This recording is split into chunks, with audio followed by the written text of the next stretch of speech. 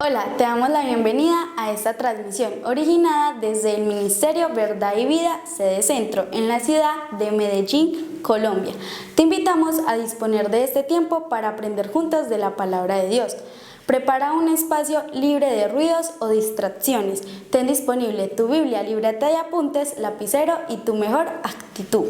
Y no olvides compartir esta transmisión para que el mensaje llegue a muchas personas. Encuéntranos en Facebook y YouTube. Activa la campanita de notificaciones para que estés enterado de cada una de nuestras publicaciones, que creemos será de mucha edificación para tu vida. Dios te bendiga. Nuestra predicación hoy corresponde a la primera carta a los Corintios, basada allí en ese texto, capítulo 15, versículos 20 al 28. Ahí basaremos nuestra enseñanza de la palabra de Dios. Primera carta a los Corintios 15, del 20 hasta el 28. Mas ahora Cristo ha resucitado de los muertos, primicias de los que durmieron es hecho, porque por cuanto la muerte entró por un hombre, también por un hombre la resurrección de los muertos. Porque así como en Adán todos mueren, también en Cristo todos serán vivificados, pero cada uno en su debido orden. Cristo las primicias, luego los que son de Cristo en su venida, luego el fin, cuando entregue el reino al Dios y Padre, cuando haya suprimido todo dominio, toda autoridad y potencia. Porque preciso es que Él reine hasta que haya puesto a todos sus enemigos debajo de sus pies. Y el postrer enemigo que será destruido es la muerte, porque todas las cosas las sujetó debajo de sus pies. Y cuando dice que todas las cosas han sido sujetadas a Él, claramente se exceptúa aquel que sujetó a Él todas las cosas. Pero luego que todas las cosas estén sujetas, entonces también el Hijo mismo se sujetará al que le sujetó a Él todas las cosas, para que Dios sea todo en todos. Con resurrección. La semana pasada o en el capítulo o predicación anterior se había hablado sin resurrección, cómo sería el ser humano sin esta obra redentora de Cristo. Y vimos que sin resurrección seguiríamos bajo el dominio del pecado. Los fallecidos no tendrían esperanza de vida y todo lo que habíamos soñado y sufrido habría sido en vano y solo mereceríamos la lástima de todo el mundo, porque nuestra fe sería en vano. Eso suponiendo que Cristo no hubiera resucitado y que se hubieran encontrado los restos mortales de Jesucristo. Eso dice Pablo, lo planteó así, porque habían algunos que decían no hay resurrección corporal, pero sí creían en la resurrección espiritual, pero no corporal, porque para muchos la carne, como hoy en día para muchos, dentro de ciertas sectas y conceptos, la carne es mala, pecaminosa y no puede estar heredando el reino de los cielos. Y es verdad, no puede heredar el reino de los cielos, tiene que convertirse esa carne también al Señor. Pero en el concepto de la resurrección no puede existir esa mezcla del espíritu y de la carne. Y eso era lo que estaban argumentando algunos en ese momento, como hoy también lo argumentan, y por eso decían que había resurrección, pero espiritual, no carnal, y esa era una herejía que se estaba dando en ese momento. Entonces Pablo plantea que si no hay resurrección, eso hubiera sucedido. Y luego, a partir del versículo 20, él dice, pero ahora Cristo ha sido resucitado de entre los muertos como primicias de los que duermen. Es decir, está diciendo, Cristo sí resucitó. Y gracias a Dios, la resurrección ocurrió.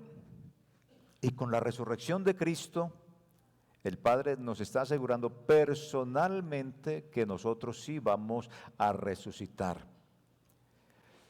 Cristo con su propia muerte simboliza la muerte de la muerte.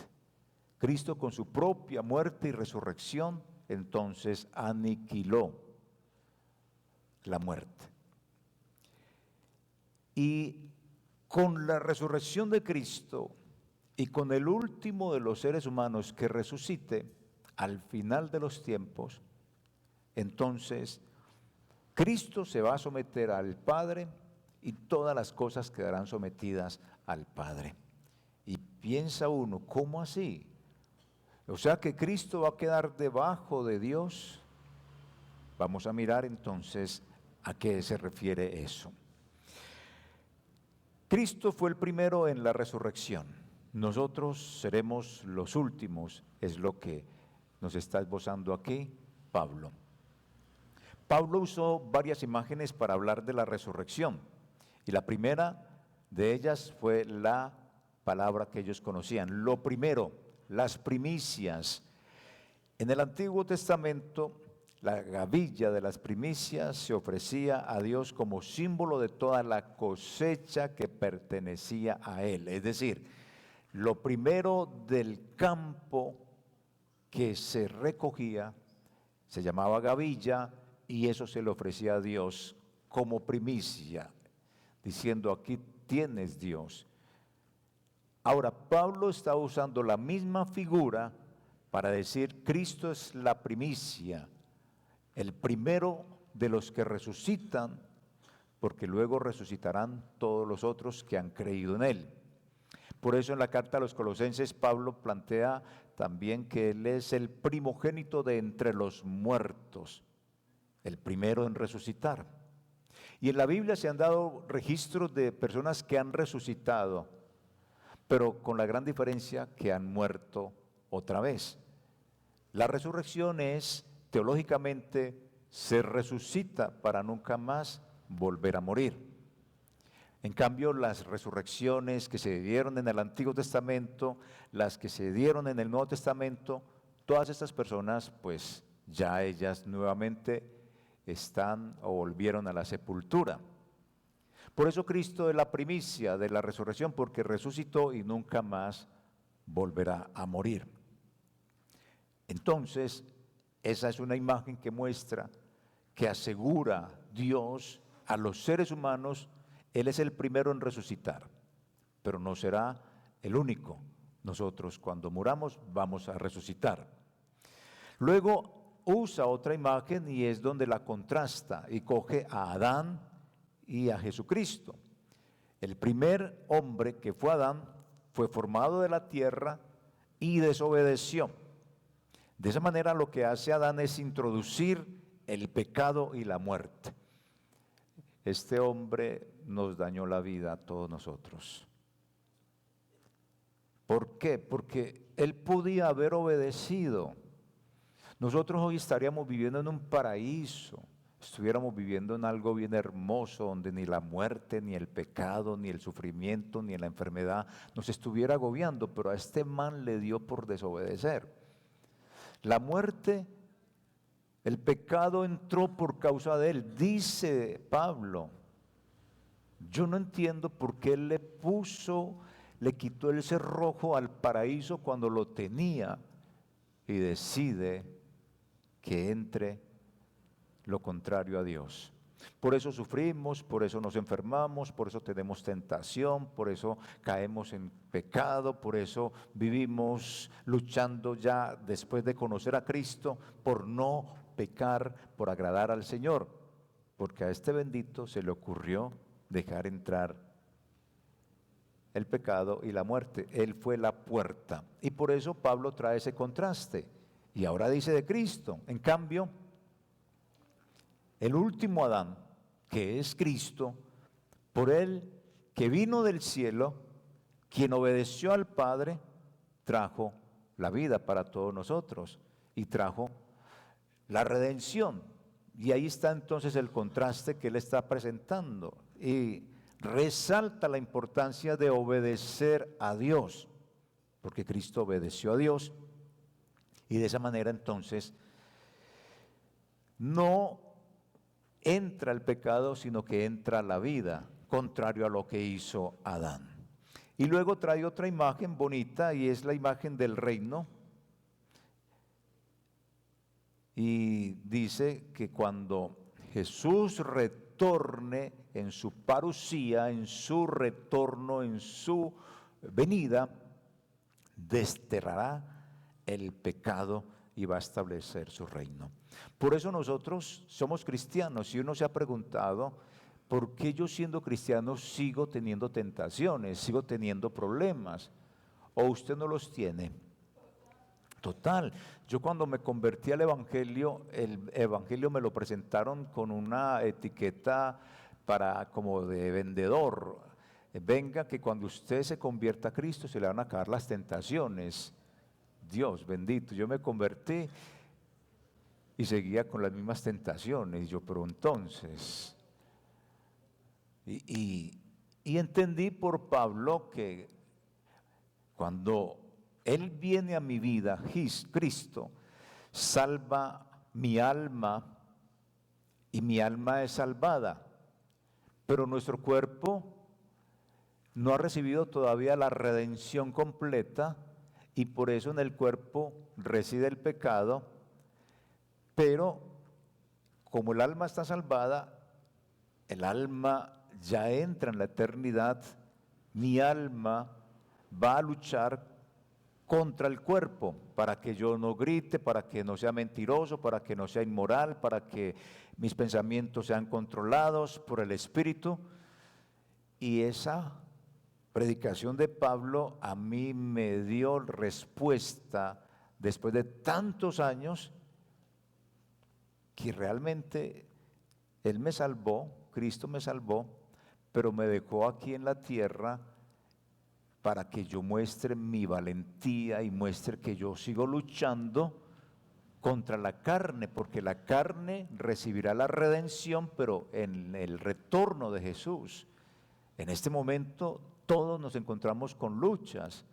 Hemos vencido algunas, pero otras todavía nos siguen avasallando y no nos podemos dejar debilitar por ellas. Y por eso, cuando Él venga y establezca su reino, que es la tercera imagen que les estoy diciendo que usa Pablo para la resurrección, va a desterrar el pecado, ya no nos va a dominar, aunque Pablo dice en Romanos que no nos dejemos dominar del pecado, aunque resida en nosotros, y muchos ya hemos vencido muchas cosas del pecado, pero siguen existiendo cositas porque nadie es el perfecto, ni la perfecta, pero sí nos ha dado las armas para luchar. El Espíritu que está en nosotros, el Espíritu salvado que ya Él nos salvó, la Escritura, las predicaciones, la profecía para luchar. Él no nos ha dejado sin armas. Él viene, destierra el pecado, establece su reino y estos tres elementos nos aseguran a todos nosotros que vamos a resucitar. Y esa es nuestra creencia y esa es la centralidad del Evangelio. Pablo destacó que Dios resucitó a Jesús de entre los muertos. Lo demostró con una autoridad absoluta sobre todas las cosas y sobre la muerte especialmente. Es decir, la muerte no pudo retener a Jesús. Y esa resurrección y esa ascensión de Cristo indican que Él está reinando. Aunque la muerte todavía siga afectando a las personas. Por ello Pablo consideró la resurrección de los muertos esencial para la derrota final de este último enemigo. Pablo declara que el enemigo que nosotros tenemos, que todavía nos asedia, es la muerte. La muerte. Entonces, en contraste con las ideas que se presentan en la humanidad, la muerte, la Escritura la muestra como un enemigo.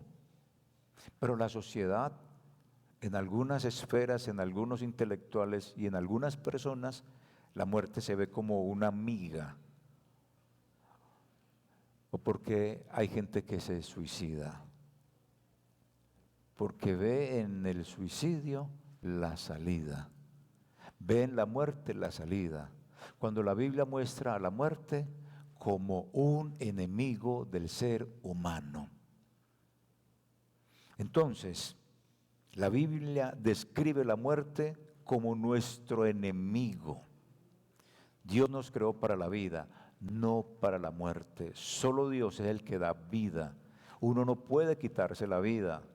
Uno no puede ser el autor de nuestra propia muerte, porque la muerte es un enemigo. Quien se suicida toma de la mano a un enemigo que es la muerte.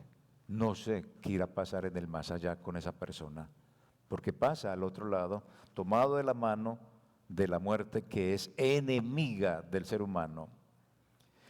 En todo ese pasaje lo paradójico es que la muerte muere. En este pasaje la muerte muere con la resurrección de Jesús.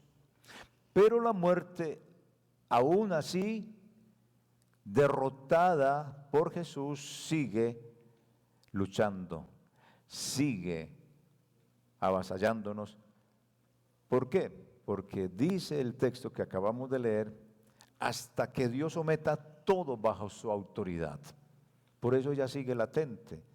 Es decir, la muerte no tuvo, el aspecto teológico importante es que la muerte no tuvo poder para retener a Jesús. La muerte fue vencida cuando supera precisamente Dios, o más que superar, Dios levanta a Jesús de entre los muertos. La muerte con su poder no lo retuvo, la resurrección fue mucho más poderosa.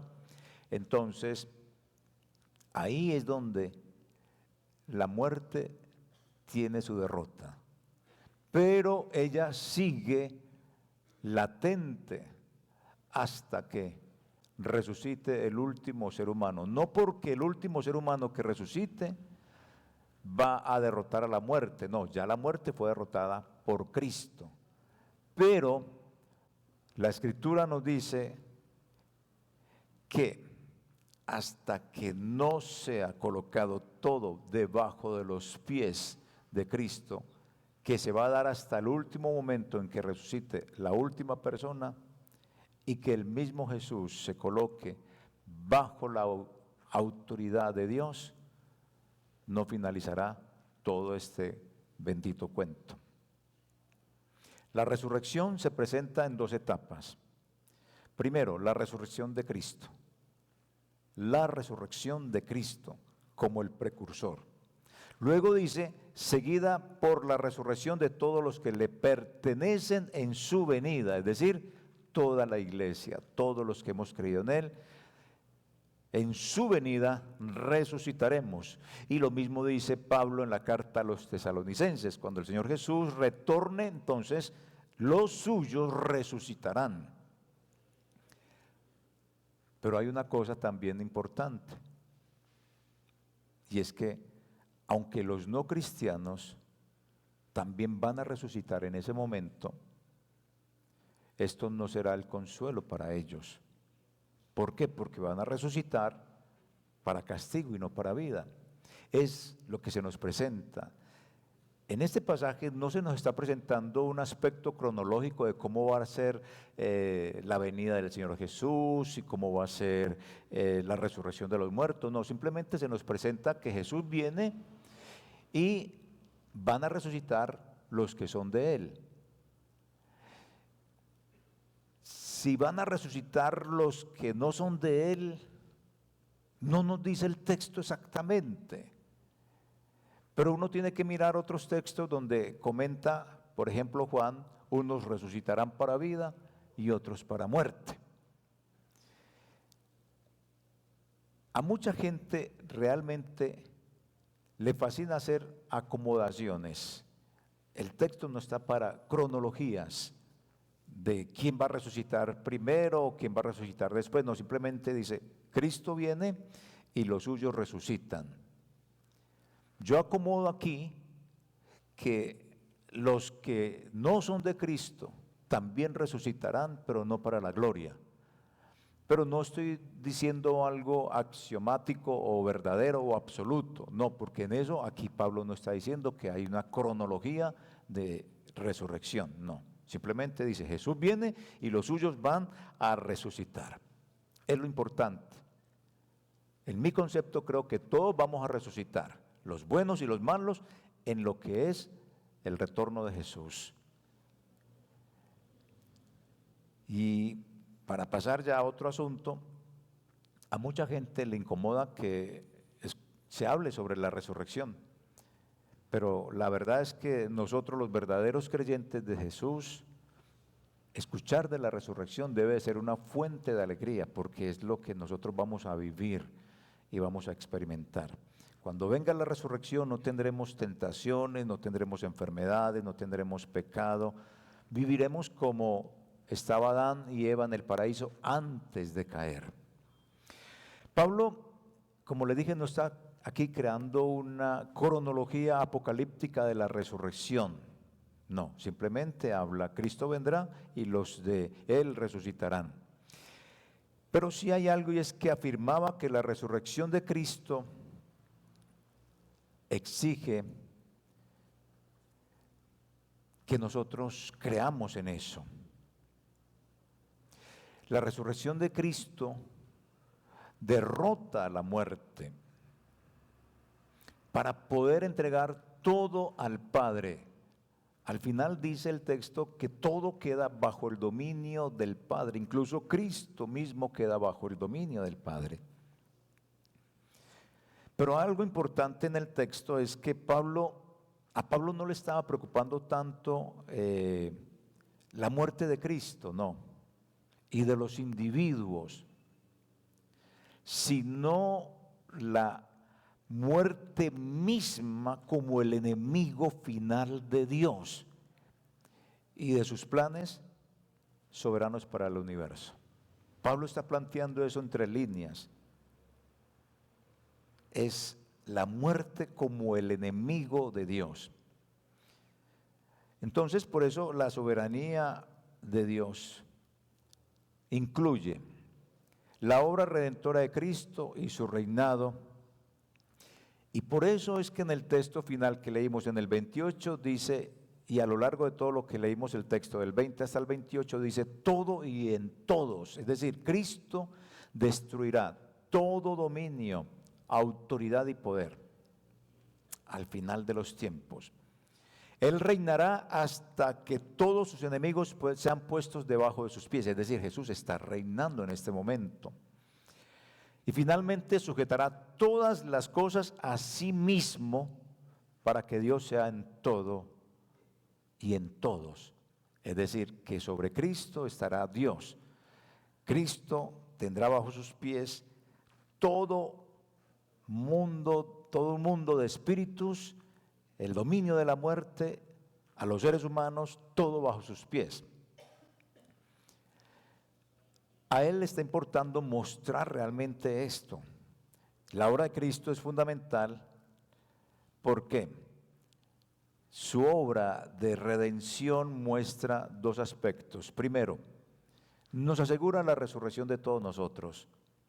Por eso Pablo viene hablando en la carta a los Corintios que cuidemos el cuerpo, que no nos entreguemos a la inmoralidad.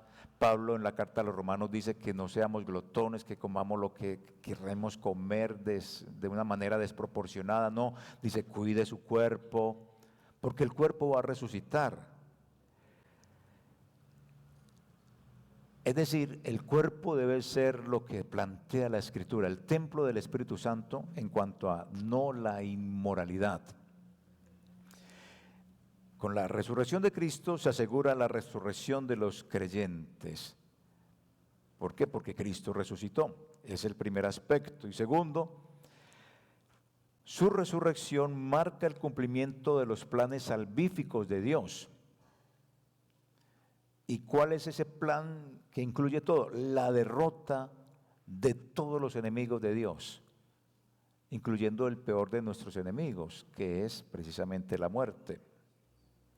Así que la muerte y la resurrección, uno puede pensar, ha tenido un impacto profundo en toda la humanidad a través de Adán. Fue él el que trajo la muerte y marcó nuestro destino. Por eso viene Cristo, para marcar un destino distinto. En Cristo encontramos vida, encontramos que podemos poner nuestra fe en Él. ¿Por qué? Porque Él ofrece esperanza, porque nos ofrece la vida eterna a través de su sacrificio.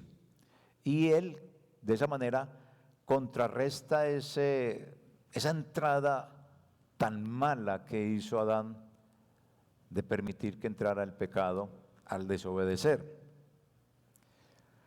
Hasta acá yo creo y pienso que Dios nos invita a vivir con fe, que estemos arraigados en la realidad de la resurrección de Jesús, a trabajar por su reino y que esperemos con expectativa a que Él regrese.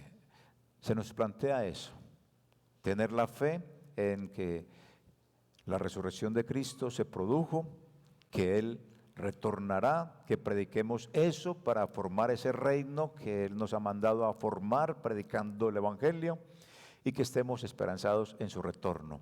Encuentro hasta acá esa parte. Ahora,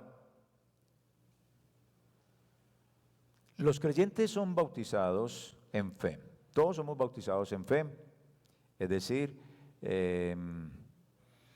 creemos en la obra redentora de Jesús, creemos en la resurrección de Él y que cuando somos bautizados en Él, y cuando yo hablo de bautismo en Él, hablo de la presencia del Espíritu Santo, no el bautismo en agua, sino la presencia del Espíritu Santo en nosotros. Creemos en eso y creemos en el bautismo, es decir, que el Espíritu vino y por lo tanto hay una resurrección, nos dio vida estando muertos, es decir, el alma nuestra es resucitada. En eso hemos creído también. Usted cuando vino a Cristo resucitó, porque usted era un cadáver andante juntamente conmigo, y Él vino y nos dio vida eterna. Así que con esta esperanza podemos enfrentar cualquier peligro sin temor, sabiendo que si morimos en Cristo, también resucitaremos en Cristo. Los pasajes que en este capítulo que hemos leído nos hablan de la subordinación del Hijo al Padre, me llamaron la atención y se los quiero explicar. Se centra realmente cuando dice que Jesús entregará todo al Padre y que Él mismo quedará sujeto al Padre, cuando hemos visto que todo el Dios Hijo, Dios Padre, Dios Espíritu Santo son iguales. Uno tiene que empezar a mirar qué es lo que nos está planteando acá.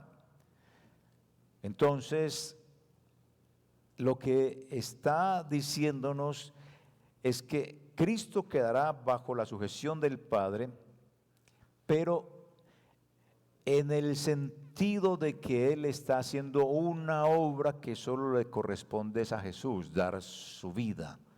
Al dar su vida, queda en sujeción al Padre. Es decir, muere Jesús, resucita. Eso lo hace es el Hijo, no lo hace el Padre. Es decir, queda en sujeción Cristo cuando cumple su obra redentora. ¿Por qué? Porque nunca va a cambiar la esencia de Cristo ni la esencia de Dios. Y se lo voy a ilustrar de la siguiente manera. Por ejemplo, en una relación entre un líder y su equipo. Hay un líder que tiene un grupo de personas. El líder tiene autoridad, es decir, está funcionando, está dando directrices, toma decisiones. Y todos están atentos a lo que él dice. Pero todos tienen en común algo, que son seres humanos. El líder por ser líder, o el pastor por ser pastor, no es más en su esencia, sigue siendo un ser humano, solo que tiene unas funciones distintas. Es eso. Dios Padre, Dios Hijo, lo mismo en esencia, divinidad, eternidad. Pero en función, el Hijo tenía que venir, morir y resucitar. Cuando cumple todo eso, queda en sujeción. Cuando ya tenga todo bajo su dominio, porque aún siguen las cosas, aunque derrotadas, pero siguen trabajando. ¿Por qué? Porque será en un tiempo final, en la eternidad, donde todo quedará bajo los pies de Jesús y Jesús bajo la autoridad de Dios, diciéndole: Padre, entrego el reino y te lo entrego todo a ti. En esa funcionalidad es que Él está por debajo de Dios, porque va a cumplir o cumplió, pero todavía no ha llegado el tiempo final de su papel como Salvador y como restaurador de todo el universo, para entregárselo todo al Padre Celestial.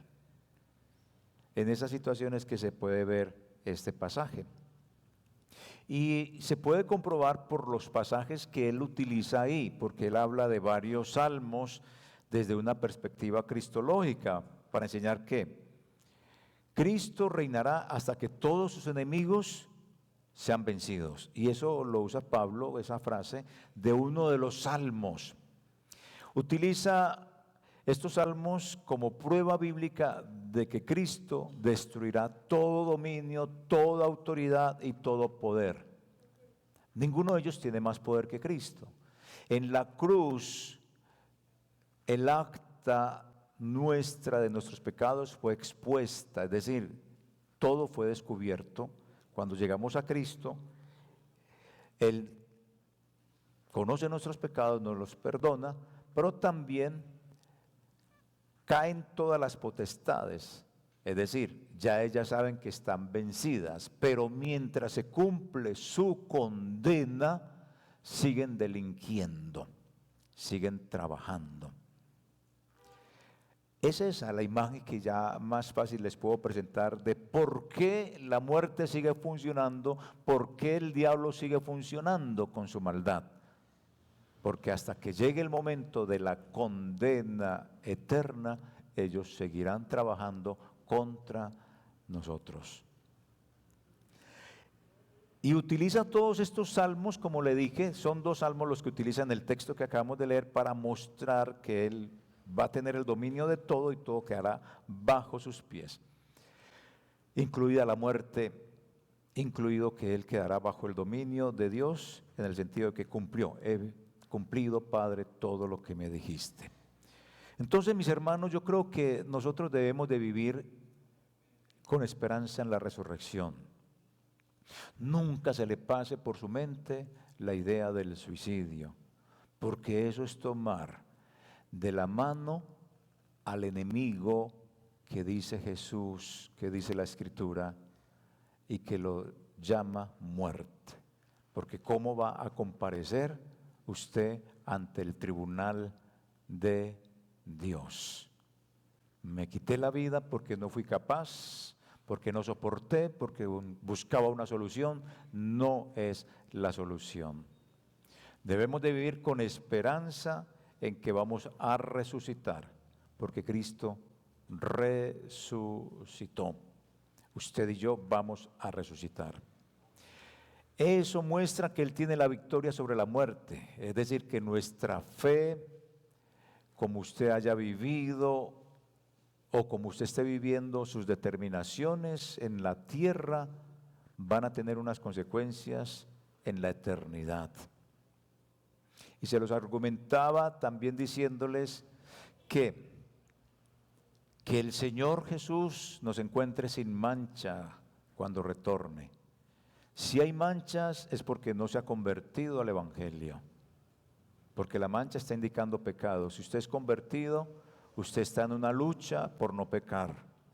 Ha caído, ha dejado que el pecado lo debilite, pero levántese. No es su práctica, no es nuestra práctica estar pecando. Entonces tengamos presente eso, porque cuando Él retorne, si nos encuentra con manchas, resucitaremos para condenación, no para vida eterna. Y recuerden, como también les dije, No sabemos en cuanto a la resurrección cómo es que vamos a juzgar a los ángeles, cómo es que vamos a juzgar al mundo, pero se nos dice que juzgaremos. Y recuerden que en la resurrección también los secretos de nuestro corazón serán descubiertos. Yo no sé cómo será eso.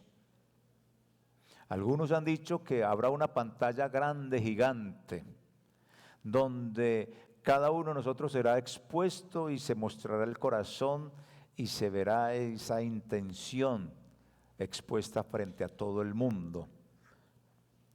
Como les dije, hay cristianos con cara de cordero, pero con intenciones de dragón por dentro, y eso solo lo conoce Dios, y eso será expuesto. Será así.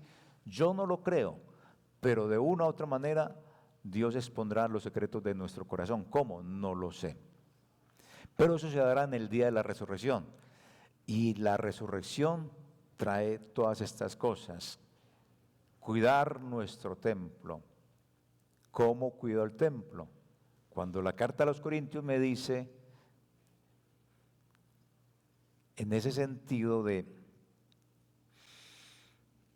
que mi templo, que es mi cuerpo, no sea contaminado con nada, porque de ese cuerpo yo tendré que dar cuentas el día de la resurrección.